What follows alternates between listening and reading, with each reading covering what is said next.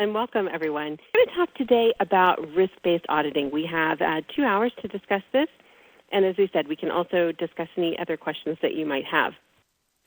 We're going to look at the structure of a quality assurance, quality control relationship, how these differ between auditors and monitors, look at similarities and differences in risk-based monitoring and risk-based auditing, look at the elements of risk-based auditing compared to traditional auditing practices.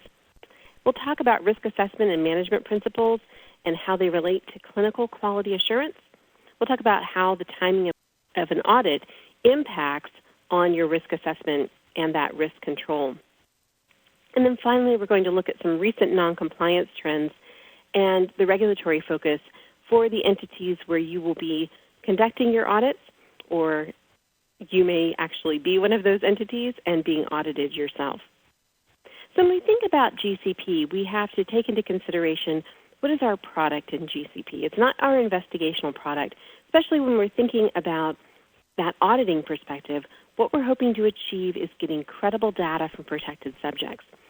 So good clinical practice are the scientific and ethical standards that we follow for how we design and conduct and perform and monitor and audit, certainly record and analyze and report our results.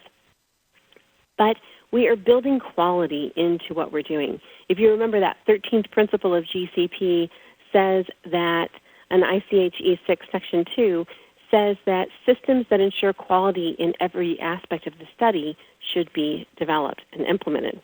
So we have to think about how our data and reported results need to be credible and accurate. For the FDA to use those to approve our products, they need to be able to verify that data. And when we gather that data, we have to make sure that we are doing it from individuals whose rights, safety, and welfare, the integrity of that individual, and the confidentiality of their information has been protected. An audit, of course, is one of the tools that we use to do that. And ICH defines an audit as a systematic and independent examination of that study, of the activities, of the documents, of the people, of the facilities and the equipment, everything that goes into generating and gathering that data. But if you'll look at ICH's definition, it really is in the past tense, making sure that things were done appropriately. Now, with revision 2 coming out to ICH E6, this is actually not targeted. We talk about risk-based approach. But if you think about when this was written, the R1, 1996, we were really focusing on auditing as more retrospective in nature. Even the FDA was doing their inspections more retrospective in nature. But if we think about these real-time inspections that the FDA is trying to incorporate, how we are using auditing as a quality assurance tool, we start to realize that going in and auditing after the fact may not be the best use of our quality assurance group.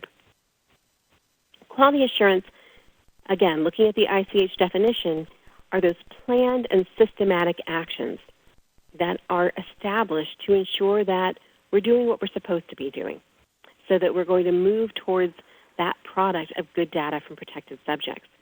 So you'll notice that quality assurance, auditing, talk about systems and focusing on the systematic approach to reviewing what's happening during that study.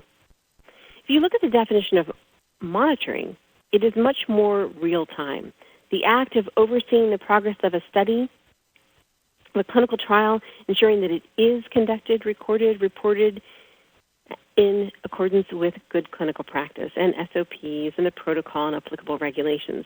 So monitoring is more that real-time process.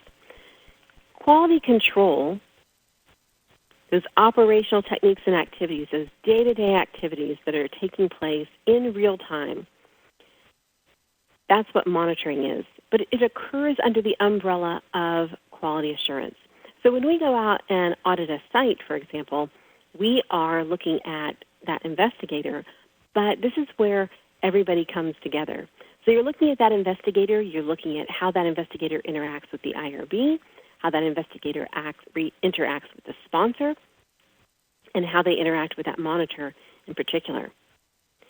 So quality control works within the quality assurance system. They need to be independent of one another, but we are certainly checking that when we go out and audit as well. Both quality assurance and quality control, auditing and monitoring, are focused on compliance and conduct of that study, making sure that you are following the regulations, following the approved protocol, getting that good data from protected subjects. But their approach is very different.